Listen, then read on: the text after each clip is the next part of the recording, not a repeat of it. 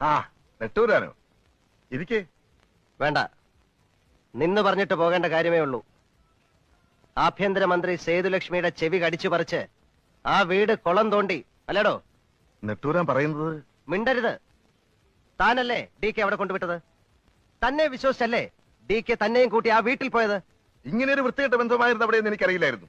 ഇതിനൊന്നും കൂട്ടു നിൽക്കാൻ എന്നെ കിട്ടൂല നെട്ടൂരാനെ. ഞാൻ ഇപ്പോഴല്ല അറിയുന്നത്. തനിക്ക് എന്തോ അറിയാവുന്ന ഒരു കുന്തം തനിക്ക് അറിഞ്ഞൂടാ. സഖാവ് കണ്ണ, കമ്മ്യൂണിസ്റ്റ് പാർട്ടിക്ക് അധികാരം കിട്ടിയപ്പം ഒരുപാട് നാറി മുതലാളിമാരെ പാർട്ടി ഓഫീസിൽ കയറി ഇറങ്ങി സഹാക്കളി ചമയുന്നുണ്ട്. മന്ത്രി സേതുലക്ഷ്മിയുടെ വീട്ടിലെ അടുക്കള കമ്മിറ്റിയിലെ നിനക്കൊക്കെ സ്ഥാനമുള്ളൂ.